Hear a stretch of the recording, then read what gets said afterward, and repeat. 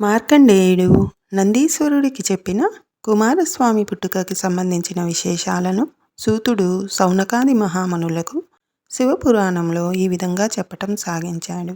దక్షయజ్ఞంలో సతీదేవి మరణానంతరం హిమవంతుని పుత్రికగా పార్వతీదేవి జన్మించగా యుక్త వయసుకొచ్చిన పార్వతీదేవి కారణ జన్మురాలని తెలుసుకున్న హిమవంతుడు పార్వతిని పరమేశ్వరునికి ఇచ్చి అంగరంగ వైభవంగా వివాహం జరిపిస్తాడు. అప్పుడు నందీశ్వరుడు కైలాసంలో పార్వతీ పరమేశ్వరులు శయనించడం కోసం ఒక మహాభవనాన్ని శుభ్రపరిచి సమస్త సుగంధ ద్రవ్యాలతో నింపి వాళ్ళు భవనంలోకి వెళ్ళాక తానే ఆ భవనానికి కాపలాగా ఉంటాడు. చాలా కాలం విరహవేదనను అనుభవించిన శంకరుడు తన ఎడమ భాగాన పార్వతిని కూర్చోబెట్టుకొని మన్మథ క్రీడయందు ఆసక్తుడై ఆనంద తరంగాల్లో ఉయ్యాల ఊగుతూ ఉంటాడు. ఈ విధంగా చాలా కాలం గడిచిపోతుంది. దేవతలంతా తారకుడి బాధలకు తట్టుకోలేక బ్రహ్మదేవుడి దగ్గరికి వెళ్ళి మళ్ళీ మొరపెట్టుకుంటారు. బ్రహ్మదేవుడు వారందరితో సహా వైకుంఠం చేరుకుంటాడు. 1000 సంవత్సరాల కాలం గడిచినా తారకాసురుడి సంహారానికి మార్గం చూడడం లేదు శంకరుడు. ఈ విషయాన్ని గురించి మీరు కూడా కాస్త ఆలోచించాలి అని విష్ణుమూర్తికి విన్నవించుకుంటారు. విష్ణుమూర్తి దానికి పార్వతీ పరమేశ్వరులు శృంగార క్రీడలో మునిగి ఉన్నారు. వాళ్ళకి ఎవరు ఏ విధమైన ఆటంకాన్ని కలిగించవద్దు. పూర్వం ఒకప్పుడు దేవేంద్రుడు రంభతో పారిజాత చెట్టు నీడలో సురత క్రీడలో మునిగి ఆనందిస్తుండగా దూర్వాసుడు అక్కడికి వచ్చాడు. ఆ కారణంతో దూర్వాసుడి భార్య అనారోగ్య కారణంతో మరణించింది. 1000 సంవత్సరాలు భార్యా వియోగ బాధని అనుభవించిన దూర్వాసుడు మళ్ళీ రెండవ భార్యని చంటిక అనే ఆమెని స్వీకరించి అనేక కష్టాలు అనుభవించాడు. కనుక సంభోగ సమయంలో ఎవరూ ఎవరిని ఇబ్బంది పెట్టకూడదు అని హితవు చెప్తాడు. సృష్టికి మూల కారణం సంయోగమే కనుక మీరంతా కైలాసానికి వెళ్ళి శంకరుడు తన వీర్యాన్ని అగ్నిహోత్రంలో ఉండేటట్లుగా ప్రార్థించండి. మీ కష్టాలను పోగొట్టడం కోసం స్కందుడు అని పిలువబడే కుమారస్వామి జన్మిస్తారు అని కూడా చెప్తారు. ఈ మాటలు విని ఆనందంగా ఎక్కడి వారక్కడికి వెళ్ళిపోయారు. 1000 సంవత్సరాలు గడిచినాయి. అత్యాశ్చర్యకరమైన అద్భుతమైన శక్తి సంపన్నుడైన పార్వతీ పరమేశ్వరులు శృంగార క్రీడ కారణంగా 8 ఏనుగులతో మోయబడుతున్న భూమి అంతా కదిలిపోతుంది. గాలి ఆగిపోయింది. ముల్లోకాలు గజగజ వణికిపోతున్నాయి. అప్పుడు దేవతలు మళ్ళీ బ్రహ్మదేవుడి దగ్గరకు వెళ్ళారు. వాళ్ళంతా కలిసి శ్రీ మహావిష్ణువు దగ్గరకు వెళ్ళి పరిస్థితులను వివరించి ఆయనని ప్రార్థించారు. అందరూ కలిసి మహేశ్వరుని కైలాసానికి చేరుకున్నారు. పరమేశ్వరుడి భవనాన్ని సమీపించారు. శంకర్ని చూడటం కోసం వచ్చామని నందీశ్వరుడితో చెప్పగా, ఎవరైనా వస్తే పంపమని నాకు ఈశ్వరుడు చెప్పలేదు కనుక నేను లోపలికి వెళ్ళడానికి అనుమతించలేను అని దేవతలతో నందీశ్వరుడు చెప్పి వారిని అక్కడే ఆపివేస్తాడు. అప్పుడు శ్రీ మహావిష్ణువు ఆలోచన చేసి దేవతలచే మట్టితో ఒక లింగాన్ని చేసి దాన్ని పంచాక్షరి మంత్రం చదువుతూ పూజిస్తే శంకరుడు ప్రత్యక్షమవుతాడని చెప్పి అంతర్ధానమవుతాడు. దేవతలంతా విష్ణుమూర్తి చెప్పినట్లుగా మట్టితో ఒక లింగాన్ని చేసి పూజించటం మొదలు పెడతారు. ఈశ్వరుని ధ్యానంలో మునిగిపోతారు. ఇంతలోనే చేతిలో కమండలం పట్టుకున్న శివుడు గుమ్మం దగ్గరున్న దేవతలకి ప్రత్యక్షమవుతాడు. దేవతలందరి రాకకి కారణం అడిగి తెలుసుకొని దేవతలందరి రాకకి కారణం అడుగుతాడు. దానికి దేవతలు తారకాసుర సంహారం కోసం ఒక కుమారుణ్ణి అనుగ్రహించమని ప్రార్థిస్తారు.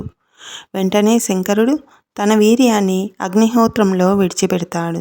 ఇంతలో పార్వతి అక్కడికి వచ్చి తనకి సంతాన యోగం లేకుండా శివవీర్యం అగ్నిలో ఉంచటానికి కారణం దేవతలే అని తెలుసుకుని దేవతలకి ఇకపై సంతాన యోగం ఉండదని శపిస్తుంది. శ్రీమన్నారాయణుడు వచ్చి సృష్టి క్రమాన్ని చెప్పి ఆమెని శాంతింపజేస్తాడు. శంకరుడి వీర్యాన్ని భరించలేని అగ్నికి నా వీర్యాన్ని స్త్రీ గర్భంలోకి ప్రవేశపెట్టమని చెప్తాడు శివుడు. తర్వాత సప్తర్షులు యాగాగ్నిలో హోమాలు చేస్తుండగా అగ్నిహోత్రుడు సప్తర్షుల భార్యల్ని చూసి మోహించి విరహాన్ని అనుభవిస్తున్నాడు. అది గమనించిన అగ్నిదేవుని భార్య స్వాహాదేవి అరుంధతి రూపాన్ని పొందలేక మిగిలిన వారి రూపాలను పొంది తన భర్తని సంతోషపెడుతుంది.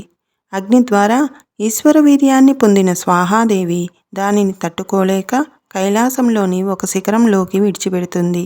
ఆ శివవీర్యాన్ని ఆ శిఖరం ఆ బాధని భరించలేక ఆకాశగంగలోకి పడవేసింది. ఆ ఆకాశగంగ తన అలల దెబ్బల చేత ఆ వీర్యాన్ని ముక్కలు చేసి గట్టికి చేర్చుతుంది.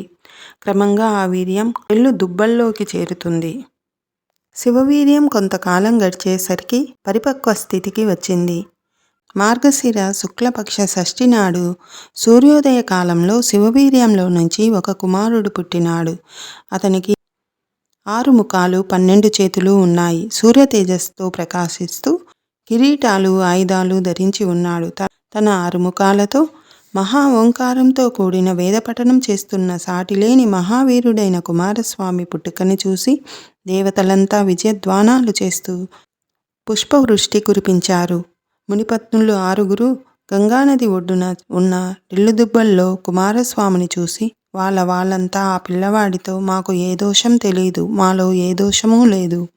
అయినా మేము అగ్ని వల్ల నిన్ను కన్నామని నిందించి మా భర్తలంతా మమ్మల్ని ఇళ్ల నుండి బయటికి పంపించేశారు. అందుకని నువ్వే మా బాధ్యతల్ని తీసుకోవాలి అన్నారు. ఆ పిల్లవాడు అందుకు అంగీకరించాడు. శాస్త్ర ప్రకారంగా స్కందుడు అని పేరు పెట్టాడు బ్రహ్మదేవుడు. కాలానుగుణంగా పెరుగుతున్నాడు స్కందుడు. అతడు ఒకరోజు నెమలిని వాహనంగా చేసుకొని కైలాస పర్వతం మీద విహరిస్తూ శివధనస్సుతో పర్వత శిఖరాన్ని ఆ పైన క్రౌంచ పర్వతాన్ని పడగొట్టి హోంకారాలు చేస్తున్నాడు. దానికి దిక్కులు దద్దరిల్లుతున్నాయి. భూమి వణికిపోతుంది. ఆకాశంలో నుంచి చుక్కలు నేలపైకి రాలిపోతున్నాయి. క్రౌంచ పర్వతంలో ఉండే రాక్షసులను సంహరించాడు కుమారస్వామి. దేవేంద్రుడు కుమారస్వామికి భయపడి అతడిపైకి తన వజ్రాయుధాన్ని ప్రయోగించాడు. అది మళ్ళీ ఇంద్రుడి దగ్గరికి తిరిగి వచ్చింది. కుమారస్వామిలో నుంచి పుట్టిన వీరులు దేవేంద్రుణ్ణి కుమారస్వామి దగ్గరికి చేర్చారు. స్వామి దేవేంద్రుణ్ణి దయతో వదిలేశాడు. ఆ కుమారస్వామి పాలు త్రాగడం కోసం గంగ ఒడ్డున ఉన్న తల్లుల దగ్గరికెళ్ళాడు. శివుడి ఆజ్ఞానుసారంగా నందీశ్వరుడు కుమారస్వామిని కైలాసానికి ఆహ్వానించాడు. నందీశ్వరుడు 6 కృత్తికలతో వెళ్ళి పుష్పకాన్ని ఎక్కించుకొని వెంట పెట్టుకొని తీసుకొచ్చాడు కుమారస్వామిని. కుమారుని చూసి పార్వతీ పరమేశ్వరులు గట్టిగా కౌగిలించుకున్నారు.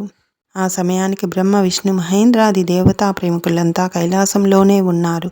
శివపార్వతులు బ్రహ్మదేవుడి సూచన మేరకు కుమారస్వామికి వేదోక్తంగా ఉపనయనం చేసి దేవసేన అనే పేరుగల కన్యనిచ్చి వివాహం కూడా చేశాడు. అనేక మంది దేవతలు అతనికి అనేక వరాలను అనుగ్రహించారు. ఆ పైన తండ్రి ఆజ్ఞానుసారం దేవతాగణానికి అధిపతి అయి దేవ సైన్యానికి అధికారిగా నియోగించబడి తారకాసుడిని చంపడం కోసం సమస్త సైన్యాన్ని వెంటబెట్టుకుని యుద్ధభేరి నినాదాలతో శోణితాపురాన్ని ఆక్రమించడానికి బయలుదేరి వెళ్ళాడు. తారకుడు కుమారస్వామి జననాన్ని, అతడు వివాహమాడి దేవ సైన్యాధ్యక్షుడైన విషయాలను తెలుసుకున్నాడు. వెంటనే తన మంత్రులను సమావేశపరిచి మన పట్టణంపై శివవీర్యంతో జన్మించిన కుమారస్వామి దండయాత్రకు వస్తున్నట్లు వార్త వచ్చినది. కాబట్టి మీరంతా సైన్యాన్ని సిద్ధం చేసి యుద్ధ సన్నద్ధులవ్వండి అని చెప్పి తాను పార్థివలింగాన్ని శాస్త్రంలో చెప్పినట్లుగా పంచామృతాలతోనూ మారేడు దళాలతోనూ పూజించడం మొదలుపెట్టాడు. కుమారస్వామి తల్లిదండ్రుల యొక్క బ్రహ్మదేవుడి యొక్క ఆజ్ఞ ప్రకారంగా బృహస్పతి ఆశీర్వాదాలను అందుకొని రుద్రగణాలను వెంటబెట్టుకొని యుద్ధభేరిని మ్రోగించి శోణితాపురానికి 4 వైపులా తన సైన్యాన్ని మోహరింపచేశాడు. అయినా కుమారస్వామి దేవతల మాట ప్రకారంగా విశాఖుడనే వాడిని దూతగా నియమించి తారకుడికి నువ్వు త్రిలోకాలని పాలించటం వలన దేవతలు మహర్షులు అంతా కష్టాలు పడుతున్నారు, వాళ్ళకి సహాయం చేయాలనే ఉద్దేశంతో నేను నీ పట్టణానికి వచ్చాను.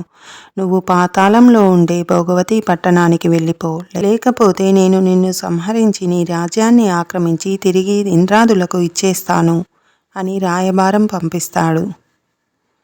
కాలం సమీపించిన వారికి మంచి మాటలు చెవికి ఎక్కనట్లు తారకాసురుడికి విశాఖుడు చెప్పిన కుమారస్వామి మాటలు చెవికి ఎక్కలేదు. పైగా అగ్గి మీద గుగ్గిలంలాగా మండిపడుతూ ప్రగల్భాలు పలుకుతూ నేను కూడా యుద్ధానికి సిద్ధమే అన్న కబురు చేస్తాడు కుమారస్వామికి. తారకుడు చెప్పిన మాటలని కుమారస్వామికి విన్నవించాడు విశాఖుడు. ఇంద్రుడు తారకుడిపై యుద్ధానికి వెళ్తున్నట్లు ముల్లోకాల వాళ్ళకి వివరించాడు. ఒకనాటి సూర్యోదయ సమయానికే సర్వ సైన్యాన్ని సంసిద్ధం చేసి పద్మవ్యూహాన్ని రచించి శంఖధ్వనితో యుద్ధం ప్రారంభింపజేశాడు కుమారస్వామి.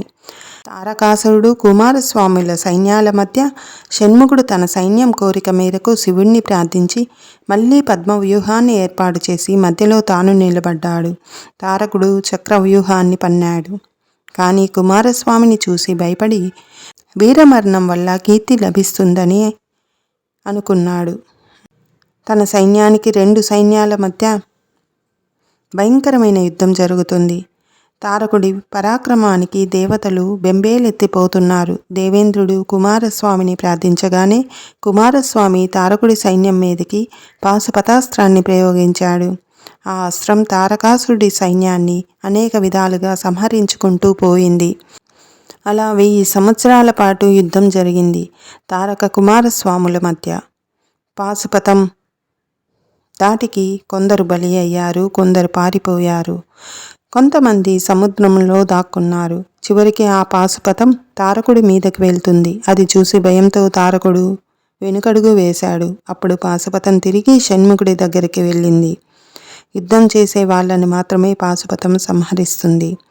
పాశుపతం నుంచి తప్పించుకుని ఆనాటికి ఇంటికి వెళ్ళాడు తారకుడు. వెంటనే పార్థివలింగాన్ని అర్చించి రక్తంతో శివలింగానికి అభిషేకం చేశాడు. అప్పుడు ఆకాశవాణి, తారక, నీకు పరిపూర్ణ ముక్తి తప్పక లభిస్తుంది, దిగులు పడకు అని చెప్తుంది. ఆ మాటలు విన్న తారకుడు ఆనందిస్తాడు. మరునాడు సూర్యోదయాన్ని సైన్యాన్ని వెంట తీసుకుని వెళ్ళి రణబేరి మోగించి కుమారస్వామితో యుద్ధం మొదలు పెడతాడు. తారకాసురుడు వేసిన మహాశక్తి అస్త్రాన్ని కుమారస్వామి బ్రహ్మాస్త్రంతో ముక్కలు చేశాడు. కుమారస్వామి తారకుడిపై వేసిన మరికొన్ని అస్త్రాలను త్రుంచివేశాడు. ఈ ప్రకారంగా ఇద్దరి మధ్య భయంకరమైన యుద్ధం సాగింది. ఆ దేవతలు కుమారస్వామితో, రాత్రింబవళ్ళు ఇద్దరం యుద్ధం చేస్తున్నా మనకి అలసట వస్తుంది, కానీ తారకుడు ఏమాత్రం అలసిపోవటం లేదు, విషయం ఏమిటో తెలియటం లేదు అని బాధపడతారు. అప్పుడు నారదుడు కుమారస్వామికి, తారకుడు పరమశివభక్తుడవటం వలన పార్థివలింగాన్ని మెడలో ధరించాడు, అందువలనే అతని శక్తి క్షీణించటం లేదు. ఆగ్నేయాస్త్రంతో అతని మెడలోని పార్థివలింగాన్ని ముక్కలు చెయ్యి.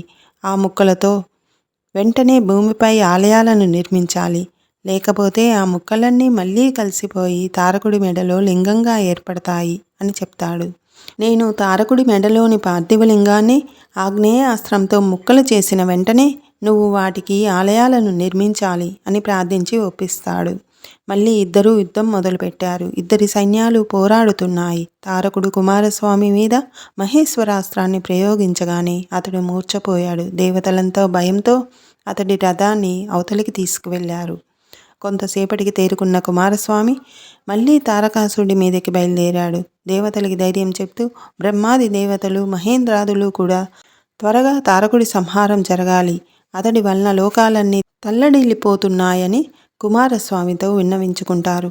కుమారస్వామి దేవరుద్ర మరుత్ గణాలను సహాయంగా తీసుకొని శత్రు సైన్యాలను సంహరిస్తూనే తారకుడు తనపై వేస్తున్న అస్త్రాలకు బదులుగా ఆగ్నేయాస్త్రాన్ని ప్రయోగించాడు. వెంటనే ఆ అస్త్రం తారకుడి మెడలోని పార్థివలింగాన్ని ముక్కలు చేసింది. ఆ ముక్కలన్నీ పవిత్రమైన ఓంకార శబ్దం చేస్తూ నేలను తాకాయి. వెంటనే విశ్వకర్మ సహాయంతో సూర్యుడు దేవాలయాలను నిర్మించి వాటిలో తారకుడి మెడ నుండి ముక్కలైన పార్థివలింగాల ముక్కల్ని ప్రతిష్ఠ చేశాడు. అవే పంచభీమేశ్వరాలుగా పేరు పొందినాయి. దేవతలంతా ఇప్పుడే తారకుడిని సంహరించాలని కుమారస్వామితో అంటుండగానే కుమారస్వామి మంత్రయుక్తంగా బ్రహ్మాస్త్రాన్ని ప్రయోగించి తారకుని సంహరించాడు. అది చూసి లోకాలన్నీ ఆనందించాయి. దేవతలంతా జయ జయధ్వానాలు చేశారు. కుమారస్వామిపై పూలవాన కురిపించి ఆశీర్వదించి వారి వారి నివాసాలకు వెళ్ళిపోయారు. కుమారస్వామి దేవసేనతో హాయిగా కాలం గడుపుతున్నాడు. ఒకసారి తల్లిదండ్రుల్ని చూద్దామని కైలాసానికి బయలుదేరాడు. కైలాసంలో విహరిస్తున్న కుమారస్వామి నారద మహర్షిని చూశాడు. విశేషాలేమైనా ఉంటే చెప్పమని అడుగుతాడు. అప్పుడు నారదుడు, ఇక్కడికి దగ్గరలో ఒక బిళ్ళపురం ఉన్నది. దానికి రాజు పులిందుడు. అతడు పరమేశ్వర భక్తుడు.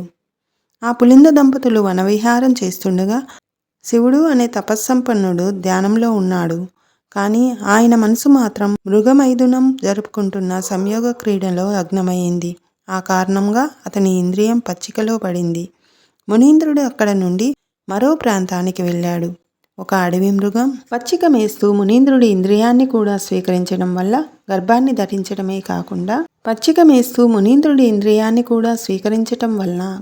ధరించడమే కాకుండా ధరించిన వెంటనే ఒక బిడ్డని ప్రసవించి అక్కడే వదిలిపెట్టి వెళ్ళిపోయింది. ఆ ప్రాంతానికి వచ్చిన పులిందుడు ఆ బిడ్డను చూసి ఆశ్చర్యపోతూ దైవమే తనకి సంతానాన్ని ఈ విధంగా ప్రసాదించాడని భావించి భగవంతుని ప్రార్థించి ఆ బిడ్డను తన ఇంటికి తీసుకువెళ్ళాడు. వల్లి అనే పేరు పెట్టాడు. పులిందుడి దగ్గర గారాబంగా పెరిగిన ఆమె ఇప్పుడు యవ్వనవతి అయి మిక్కిలి సౌందర్య రాశిగా వెలిగిపోతుంది. ఆమె నీకు భార్య అవుతుందన్న విషయం బ్రహ్మదేవుడు నాకు ఎప్పుడో చెప్పాడు. అందుకని నువ్వే ఆమెని వివాహం చేసుకోవాలి అని చెప్తాడు. నారదుడు పులిందుడి దగ్గరికి వెళ్ళి, నీ కుమార్తెను కుమారస్వామికే ఇచ్చి వివాహం చేయాలి. వనవిహారం కోసం వచ్చి నీ కుమార్తె యందు అనురాగాన్ని పొందిన తర్వాత అతడు ఆమెను వివాహం ఆడతాడు అని చెప్పి వెంటనే లోక సంచారానికి వెళ్తాడు. కుమారస్వామి నారదుడి ద్వారా వల్లీదేవి యొక్క సౌందర్యాన్ని విని విరహ బాధను తట్టుకోలేక ఆమెను చూడడానికి పులింద నగరానికి వెళ్తాడు. అక్కడున్న వనంలో విహరిస్తాడు. వల్లి కూడా నారదుడి ద్వారా కుమారస్వామిని గురించి విన్నందువలన అతని యందు అనురాగం కలదై విరహవేదనను అనుభవిస్తూ అడవిలో తిరుగుతుంది. ఈ విధంగా ఒకరినొకరు చూసుకోకపోయినా ఒకరి పట్ల మరొకరు అనురాగవంతులవుతారు. అందమైన పక్షుల్ని చూసి వాటి మధురమైన స్వరాలను విని అన్యోన్యానురాగాన్ని పొందుతారు. ఎప్పుడెప్పుడు ఒకరినొకరు చూసుకోగలుగుతామా అని అనుకుంటూ ఉంటారు. ఇంతలో ఒక చెలికత్త కుమారస్వామిని చూసి అతని వివరాలను అడిగి వల్లీ వృత్తాంతాన్నంతటినీ అతనికి చెప్తుంది. తర్వాత వల్లీదేవిని తీసుకుని వచ్చి కుమారస్వామికి చూపిస్తుంది. యవ్వనవతి అయిన సిగ్గులొలకబోస్తున్న వల్లి చేతిని పట్టుకుని గాంధర్వ వివాహం చేసుకుందాం అని చెప్తాడు కుమారస్వామి. తల్లిదండ్రులు ఒప్పుకున్న తర్వాత మాత్రమే వివాహం జరిగేది అంటూ తన చేతిని విడిపించుకొని తన నివాసానికి వెళ్ళిపోతుంది వల్లీదేవి. విషయమంతా చెలికత్తెల ద్వారా తెలుసుకున్న పులిందుడు వివాహ విషయమై రాయబారం పంపిస్తాడు శివుడికి. పార్వతీ పరమేశ్వరులు ఆనందంతో అంగీకరిస్తారు పులిందుడి రాయబారాన్ని. బంధు సమూహాన్ని వెంట తీసుకుని పులిందుని పట్టణానికి వెళ్ళి మహావైభవంగా తమ పుత్రుడైన కుమారస్వామికి వల్లీదేవితో వివాహం జరిపిస్తారు. ఆపై నూతన దంపతులతో కలిసి ఆది దంపతులు కైలాసానికి చేరుకొని సమస్త ఆనందాలను అనుభవిస్తారు. ఈ వల్లీ కళ్యాణ వృత్తాంతాన్ని విన్న వాళ్ళకి సమస్త పాపాలు తొలగిపోయి సకల శుభాలు కలుగుతాయని సూతుడు సౌనకాది మహర్షులతో శివపురాణంలో చెప్పటం జరిగింది. సమస్త దోషాలు పటాపంచలు చేసి ఆ సుబ్రహ్మణ్యుని జన్మ వృత్తాంతాన్ని విన్నవారికి సమస్త పాపాలు తొలగిపోయి అష్టైశ్వర్యాలు ప్రాప్తిస్తాయి.